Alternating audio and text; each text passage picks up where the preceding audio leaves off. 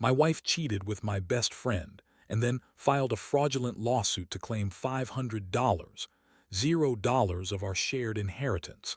Now I'm fighting to prove her lies while she's secretly planning to sell our family home out from under me.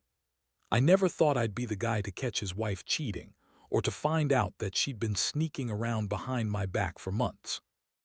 Honestly, it felt like a punch to the gut every time I remembered the little things I ignored. Her sudden late nights, her secretive phone calls, the way she'd get defensive whenever I tried to talk about our marriage. But the real shocker came when I stumbled upon the truth by accident, and that moment changed everything. It started about 3 months ago. I'd been working late more often than usual, trying to close a deal that would finally boost my career. My wife, Lisa, had been acting weird, more irritable, snapping at me over small things. She'd cancel plans last minute and her phone was glued to her hand constantly. I thought maybe she was just stressed or overworked, but I couldn't shake the feeling that something was off. That nagging suspicion grew stronger, especially when I noticed her deleting messages, hiding her screen when I got close, and lying about where she was going. One night I decided to follow her.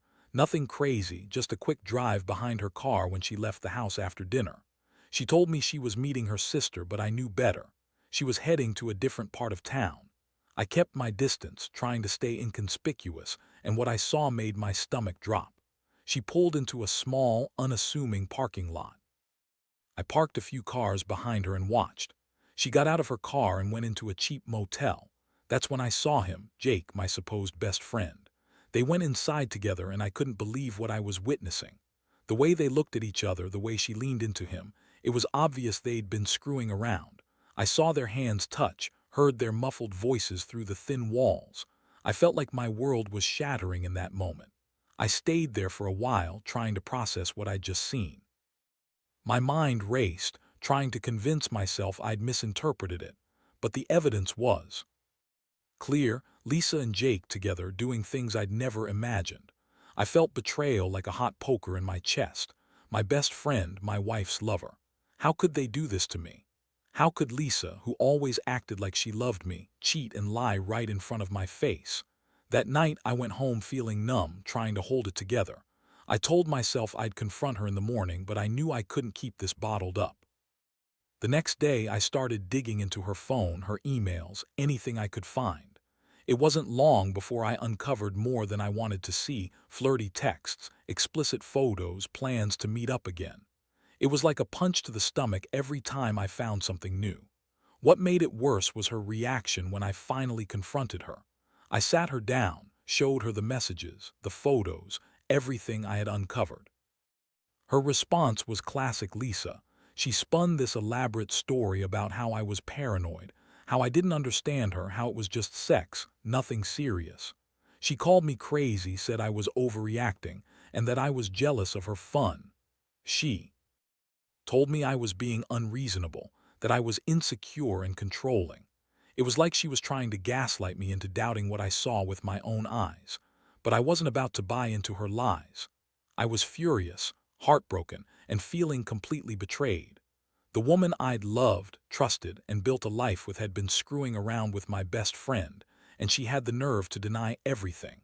I felt like I was in some twisted nightmare where I was the only one who knew the truth. I couldn't believe I'd been so blind, so naive.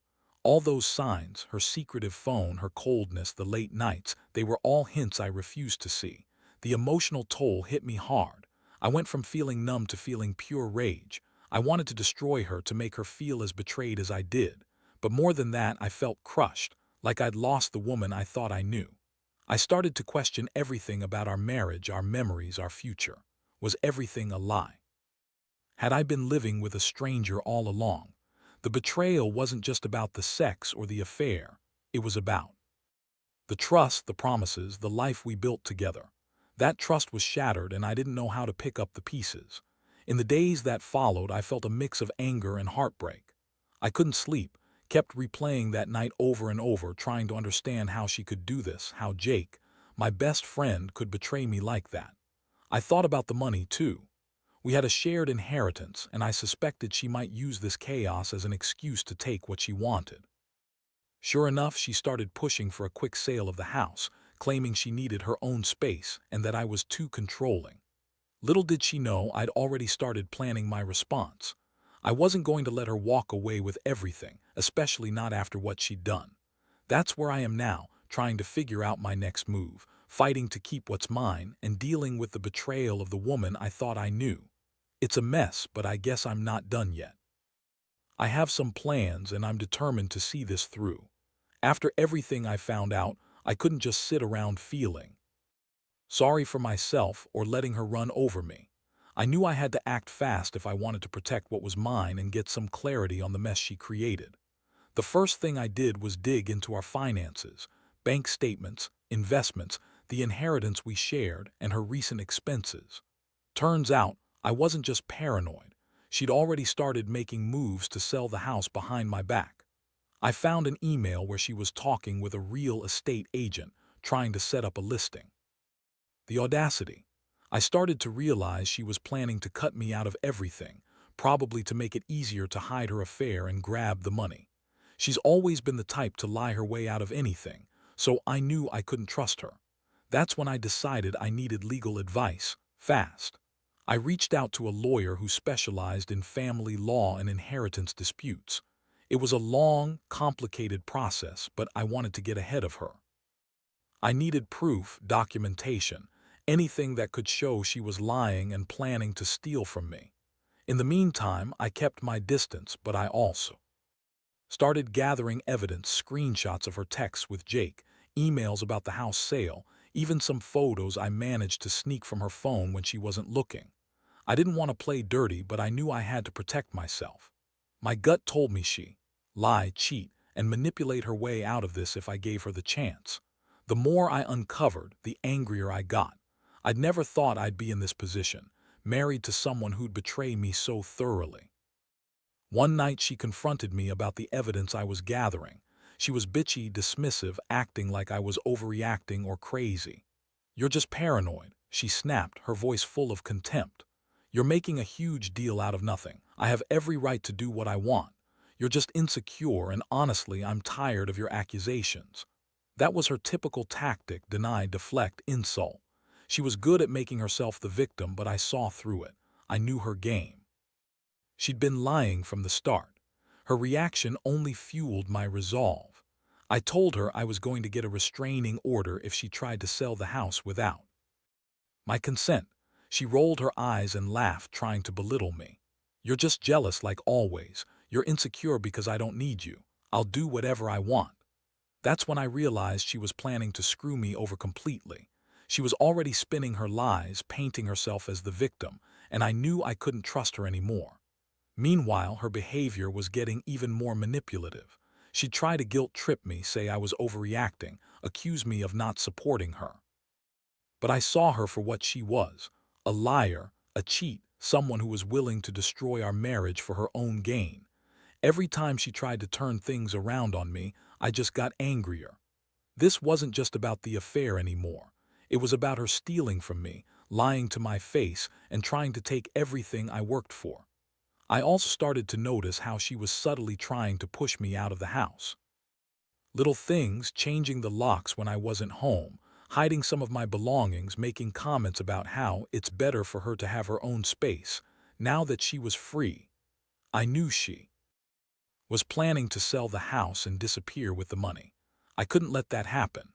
That's when I made the decision to get a court order to freeze the sale, to stop her from doing anything without my approval. I wasn't going to let her have the last word or walk away with everything I'd built. The emotional toll was brutal. I felt betrayed, humiliated, and angry all at once. It was like waking up from a nightmare I never wanted to be in. I kept asking myself how she could do this, how she could cheat, lie, and then try to steal from me. I still couldn't believe I'd been so blind, so naive. But I knew one thing: I wasn't going down without a fight. I had to protect what was mine, and I had to prove her lies in court if I had to. I wasn't about to let her destroy everything we had without a fight. Every day since I discovered the affair, I've been in a whirlwind of planning and trying to stay sane. I've been talking to my lawyer daily, collecting evidence and trying to keep my head clear. I keep thinking about the Betrayal, how she's been manipulating everyone around her and how she's trying to sell our home out from under me. It's a sick feeling, knowing she's willing to do anything to get her way. I don't know how this is going to end, but I do know I won't let her win. Not without a fight. After I got the legal advice and started to put my plan into motion, everything intensified. I was officially in a war, and I knew I had to be strategic. My lawyer warned me that Lisa was probably planning to push ahead with the house sale as soon as she thought she could get away with it. She was already talking to real estate agents, trying to find the highest bidder, and I had to act fast to stop her. I couldn't let her steal my inheritance or walk away with the house she was planning to sell behind my back. The first thing I did was file for an emergency injunction, something to put a temporary freeze on any sale or transfer of the property until we had a proper court hearing. I knew she'd try to hide her tracks, so I also hired a private investigator to keep tabs on her. I wanted to know exactly what she was doing, who she was talking to, and if she was planning to run or hide with the money. The Pies reports confirmed my fears. She was making arrangements to move out and sell the house within days. I had to act quickly. Meanwhile, Lisa was doubling down on her lies. She started accusing me of being paranoid, of trying to control her, and of making her life difficult. She threw tantrums, calling me crazy and obsessive, trying to spin the story that I was the one cheating or that I was jealous of her freedom. She was good at it. Her bitchy attitude, her manipulative words, and her constant gaslighting made me question myself. But I refused to back down. I had the evidence, I had the law, and I knew I had to stay strong. One night, she went full blast in her manipulations. She told me she was done with the marriage, that she was tired of my accusations, and that she deserved happiness too. She even accused me of being controlling because I wanted to see her phone or read her emails. I felt my blood boiling. This woman had been cheating on me for months, lying to my face, and now she was trying to turn it around on me. I couldn't believe her audacity. It was like she thought she could just walk away with everything and I'd be okay with it. That's when I decided I'd had enough of her lies. I confronted her directly, told her I knew about the affair and her plans to sell the house. I told her I was filing for a court order to stop her, and that I was going to fight for my rights. She looked at me with that typical bitchy smirk, saying, "Oh, you're just jealous, you're insecure, you don't have proof." That was the moment I knew I had to show her I was serious. I pulled out all the evidence I'd gathered, screenshots, emails, text messages, and laid it on the table. Her reaction was priceless. She tried to deny everything, claiming she was just talking to Jake, that it meant nothing, that she never cheated.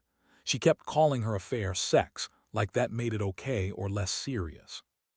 I told her I wasn't interested in her excuses anymore. I was done playing her game. I told her I'd go to court, that I'd get a restraining order if necessary, and that I wouldn't let her steal my inheritance or my home. Her face turned red and she started screaming at me, calling me possessive, jealous, and crazy. But I didn't care. I was finally standing up for myself. The emotional roller coaster was relentless. I felt anger, sadness, frustration, and a deep sense of betrayal all at once. Every time I looked at her, I saw the woman I loved, but also the woman who'd lied and cheated so blatantly. I kept asking myself how I'd missed the signs, how I'd been so blind to her manipulation. It hurt more than I can put into words. I'd trusted her with everything, and she'd thrown it all away for Jake, her stupid affair, and her greed. I wondered if I'd ever be able to trust anyone again. As I prepared for the court hearing, I also started thinking about what I wanted long-term. I knew I couldn't stay with her, not after everything. I wanted to protect my rights, my inheritance, and my sanity. I wanted her out of the house, and I wanted her to face the consequences of her lies. I was determined to fight her tooth and nail. I also started to realize how much I'd been giving her, my time, my love, my trust, and how she'd taken it all for granted. This wasn't just about money or the house, it was about respect and honesty, and she'd shown me she had neither. The night before the court hearing, I couldn't sleep. I kept replaying everything, the discovery, her lies, her manipulations. I felt exhausted but also strangely relieved. I knew I was doing the right thing.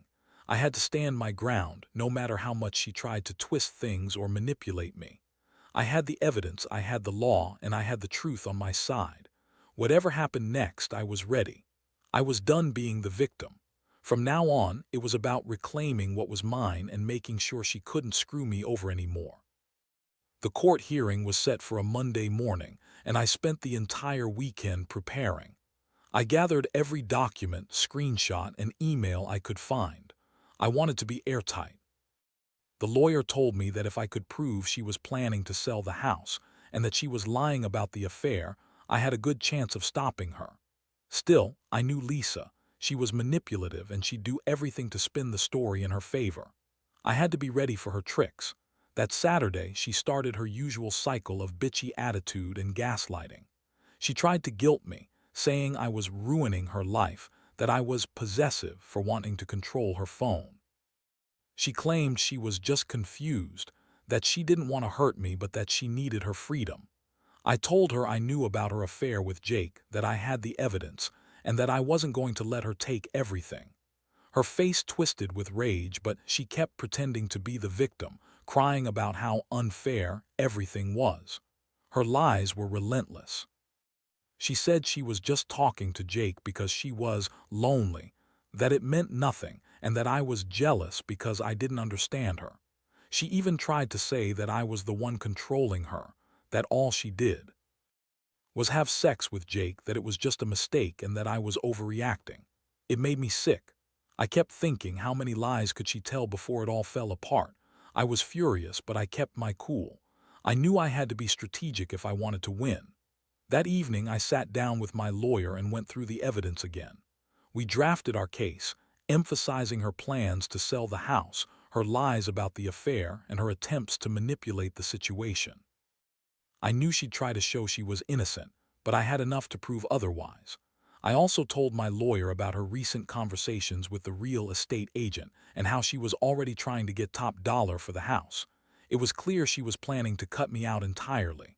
The next morning, I woke up early, anxious but determined.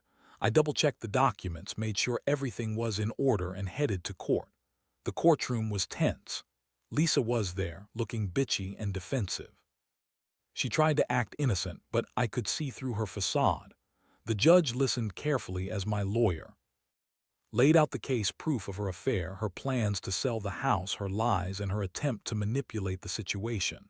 Then Lisa was given a chance to speak. She spun her usual story, claiming I was paranoid, controlling, and that she was just trying to find her happiness. She cried, she yelled, she accused me of trying to trap her, and said I was jealous of her freedom. But I had all the evidence. I presented the screenshots, the emails, the real estate plans, and the witness statements from the pie. The judge looked skeptical as Lisa kept talking, trying to paint herself as the victim. But I saw her for what she was, a liar and a manipulator. Finally, the judge made a ruling. He granted the temporary injunction, freezing any sale or transfer of the house until a full hearing could be scheduled. I felt a mix of relief and exhaustion. I knew I still had a long fight ahead, but for now I'd stopped her from selling the house. That was a win. I'd protected my inheritance and sent a clear message she couldn't just walk all over me. After the court session, Lisa was furious. She stormed out, screaming about how she'd get what she wants, and that I'd regret this. That only fueled my resolve. I knew she was planning something, but I also knew I had the law on my side now. I was finally taking control, fighting back against her lies, and making sure she couldn't use her manipulations to steal everything I cared about. That evening, I sat alone in my apartment, feeling the weight of everything I'd been through. The betrayal, the lies, the fight for my rights, it was exhausting. But at the same time, it felt like I'd finally taken a step toward reclaiming my life. I realized that I'd been so focused on trying to keep the peace, trying to be the good guy, that I'd ignored the fact that she'd been working against me the entire time. Now, I was taking back control, and I wasn't going to let her ruin me without a fight. I also started thinking about how I'd rebuild from this. The trust was gone, sure, but I knew I had to focus on myself now. I'd lost my wife, my best friend, and a lot of what I thought was my future. But I still had my integrity, my dignity, and the evidence to prove I was right. I wasn't perfect, but I was done being the victim. This was my fight, and I was going to win it, one way or another. The days following the court hearing were a whirlwind. I felt a strange mix of relief and dread, knowing I had bought myself some time to stop her from selling the house, but also realizing how much more I had to do. Lisa was furious. She threw tantrums, called me names, and kept trying to spin her lies. She told anyone who would listen that I was crazy and jealous, but I didn't care. I had the court orders, I had my evidence, and I knew the truth. That's what mattered now. She was also escalating her manipulations. I started noticing her trying to sway friends and family, painting herself as the victim, claiming I was abusive or mentally unstable. She even tried to turn my own sister against me, saying I was overreacting and that I was trying to control her. It was classic Lisa, gaslighting, twisting facts, and playing the victim to anyone who'd listen. But I stayed focused. I knew her game, and I knew I had to be prepared for whatever she threw my way next. Meanwhile, I continued working with my lawyer to build a solid case for the full hearing. I wanted to prove her lies about the affair, her plans to sell the house, and her attempts to manipulate everyone around her. I also started looking into ways to protect my inheritance further, including possibly filing for a legal separation. I knew she was trying to sell the house quickly, so I pushed to have her held accountable, to freeze her assets, and to make sure I had a say in any sale. Every day, I felt more confident that I was on the right track, but I also knew Lisa was dangerous and unpredictable. One afternoon, she made a mistake I hadn't expected. She left her phone unattended, and I found a series of messages between her and Jake that confirmed their affair was ongoing, more explicit than anything I'd seen before. I took screenshots immediately, knowing this was the proof I needed to finally confront her directly. I felt a rush of anger and betrayal. The woman I loved, the woman I'd married, was still lying and sneaking around behind my back even now. That night I sat her down. I laid out all the evidence I'd gathered, her messages with Jake, her plans to sell the house, her attempts to manipulate everyone. Her face went pale and she started to panic. She tried to deny everything, claiming I was stalking, that I was obsessed, and that I was jealous. She told me I was crazy for believing her, but I didn't buy her lies anymore. I told her I had enough proof to take her to court for fraud, breach of trust, and to stop her from selling the house illegally. Her reaction was classic Lisa. She broke down into tears, acting like the victim, and accused me of ruining her life. She said she was sorry, but then quickly shifted to blaming me, saying I was possessive, controlling, and that I'd driven her to do all this. I was so sick of her manipulations. I told her I wasn't going to let her get away with it anymore, that I was going to fight her for everything, including the inheritance she was trying to steal. The next day, I doubled down on my legal efforts. I filed for a full restraining order and a permanent injunction to prevent any sale of the house. I also pushed for a forensic audit of her finances, suspecting she'd been siphoning money or hiding assets. I knew she'd try to hide her true financial situation to cover her lies, so I wanted full transparency. I felt like I was on the edge of a war. She was desperate, and I had to be even more strategic to protect myself. At the same time, I reached out to some of our mutual friends and family. I wanted to be honest about what was going on, not to shame her, but to make sure I had support. I told them about the affair, her plans to sell the house, and her manipulations. Some believed me, some didn't, but I didn't care.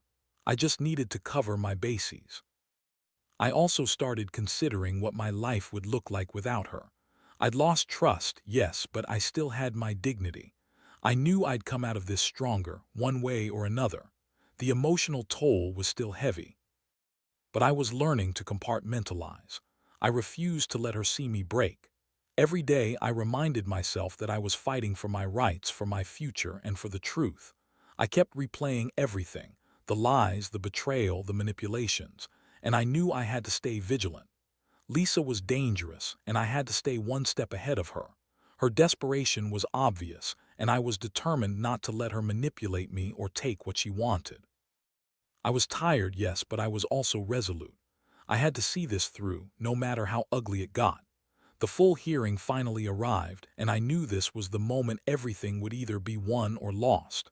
I sat in the courtroom, heart pounding, staring at Lisa across from me, her face a mixture of bitchy defiance and manufactured innocence. She was trying to act like she was the victim, but I had the evidence, and I was ready to lay it all out.